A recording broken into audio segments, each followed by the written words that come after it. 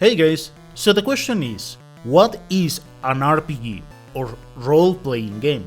I bring this topic because there seems to be some doubts about some games being RPGs, but as we unravel some of these details, it will be helpful to check what is the difference between JRPG, Western RPG, DRPG, and so on.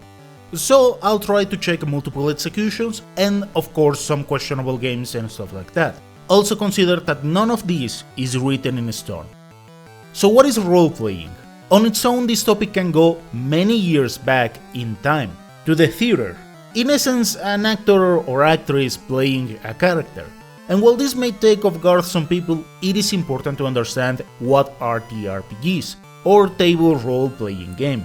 On this department, the game that was extrapolated to what is conceived as an RPG is Dungeons & Dragons. In this game, there is a game master or dungeon master throwing a plot, enemies, and the challenges that the players will have to tackle through the journey. As for the players, in this setting they make the background for their characters, choosing races, jobs or classes, certain skills and stuff like that, pretty much role-playing a fictitious character. As for the mechanics, the old D&D had races, jobs, it was played in turns, there are levels, customization, the characters have HP. In all approaches, magic users had a specific number of spells and stuff like that. Party formations, a character progression, stats, sometimes mechanics where the adventurers need to sleep, eat, among other things. And the campaigns were assembled in different ways, of course depending from the DM, having the chance to take a quest-driven approach or much more linear, revolving after a specific objective to defeat an enemy or complete a dungeon. From all of that, the grump of RPGs was born. Wizardry uses the same basic rules of all D&D, so we are talking about a 1980s approach. As for other games that were released around those years, we could throw entries like Ultima, released in 1981, Dragon Warrior, released in 1986, Final Fantasy, 1987, and Digital Devil's Story, Megami Tensei, also released in 1987.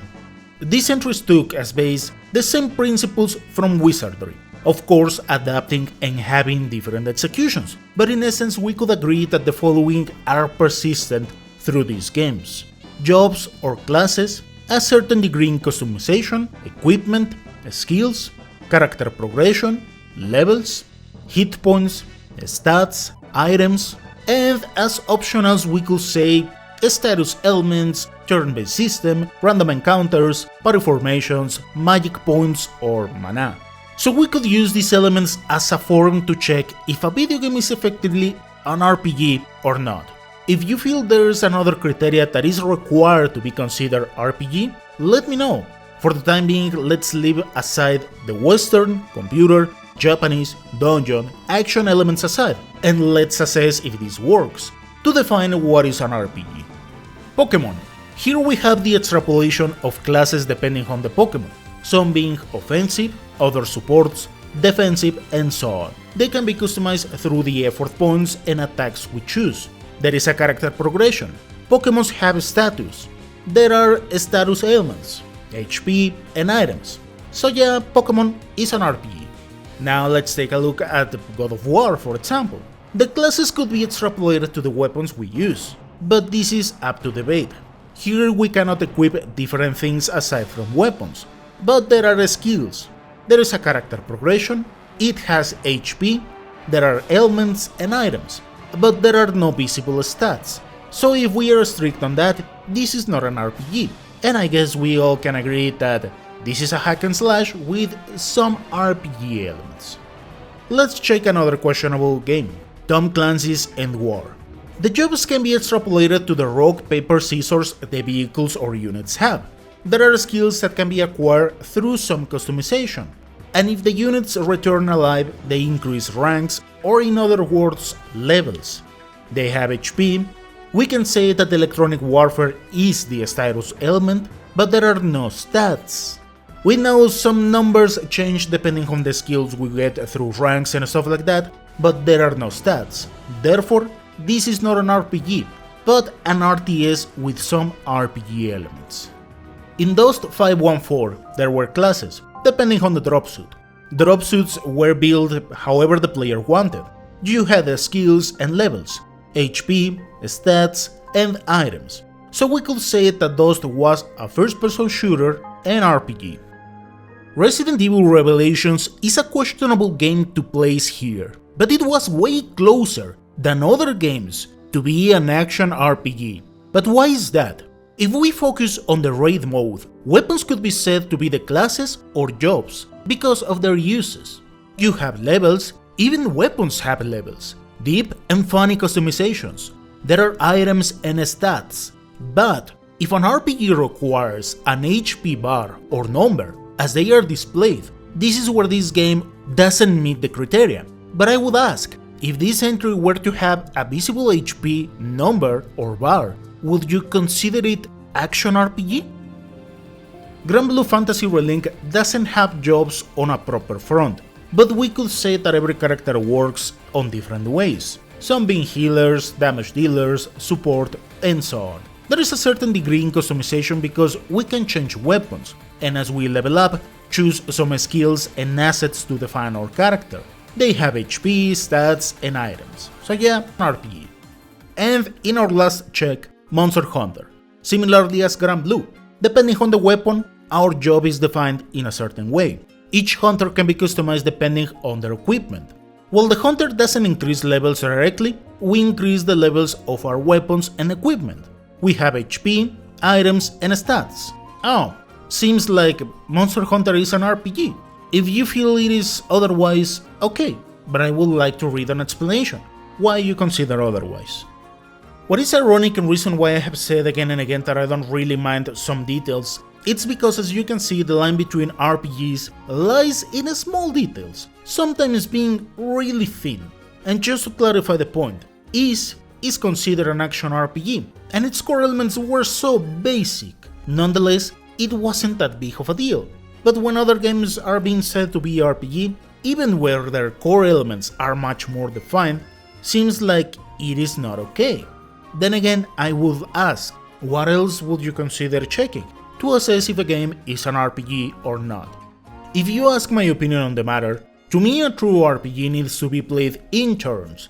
Once again, ironic and dumb, as we nowadays call them traditional or old school RPGs. But that means games like Ys, Tales, Path of Exile, and whatever that is not played in turns is just another genre, either action, first-person shooter, adventure, and so on. But once that is out of the way, let's check the different subgenres, where in this list we add other specific things. For example, action RPGs could be easily categorized because of their action elements, sometimes featuring combos or simple elements to attack. Some of the old entries that come to my mind are games like Ancient is Vanish, Tales of Fantasia, Titan Quest. As for modern approaches, Horizon, Cry Machina, Path of Exile, and so on. There is not too much to think on this subgenre. DRPGs, or first-person dungeon crawlers, are also easy to classify on my eyes. They are games played on first person, with of course RPG elements, oftentimes giving you the chance to create and manage your party however you want. Now I say oftentimes because there are exceptions to this rule.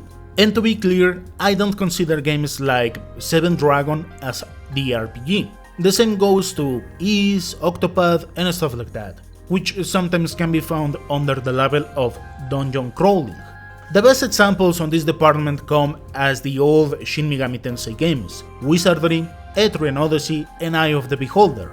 Sometimes they can be fully turn-based, or sometimes they can have some action elements.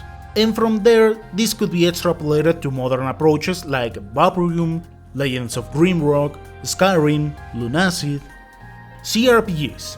It depends on the era where we want to analyze them, but considering a decent jump in technology, oftentimes CRPGs let you choose your own path. However, this doesn't necessarily apply to every game.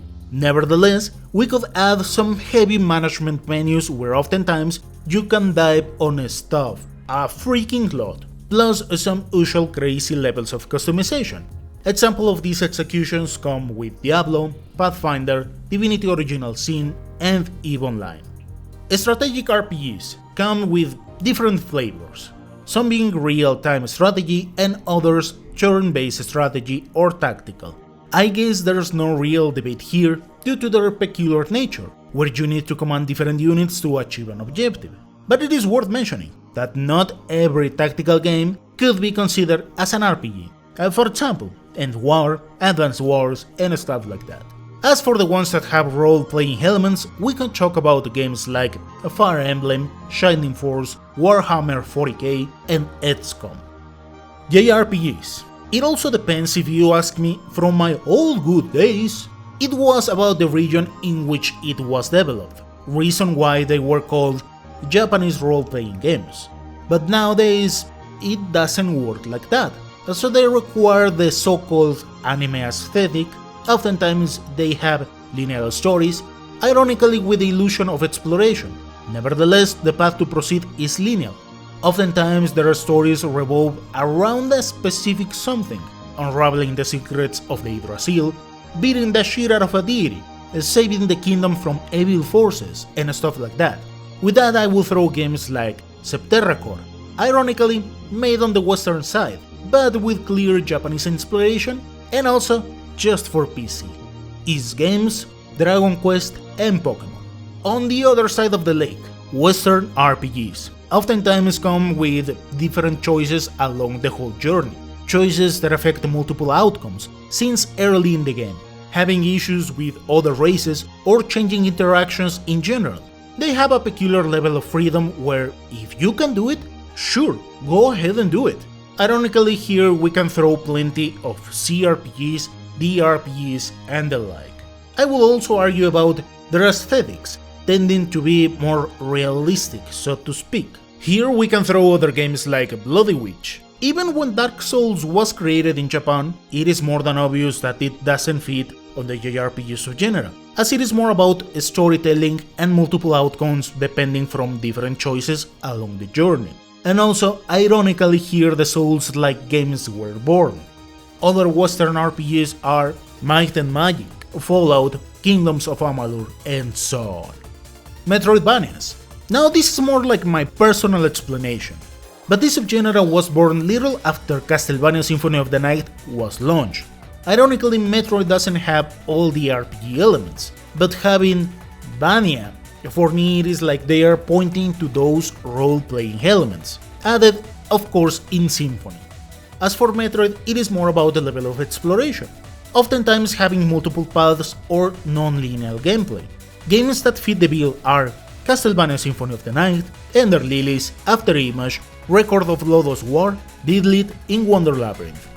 Then again, this is just my personal opinion, because these waters are muddy as heck, but if they don't fit the non-linear adventure with RPG elements, then they are not Metroidvanias for me. Reason why I don't talk that much about this genre. And then we have weird combinations, where RPG elements are found in first-person shooters, bullet hells, RTS, and so on. Here we could throw games like Dust 514, Nights in the Nightmare, Monster Menu, and stuff like that. Worth mentioning that indie games tend to do these kinds of combinations quite often. And as you can see, role-playing games can be found on different presentations, sizes, executions, and ideas. Then again, on my book, I don't really mind about those peculiar executions, because their base elements are quite similar, with added mechanics on the side. With this, I hope you found this video informative. Thank you so much for watching, and I'll see you next time.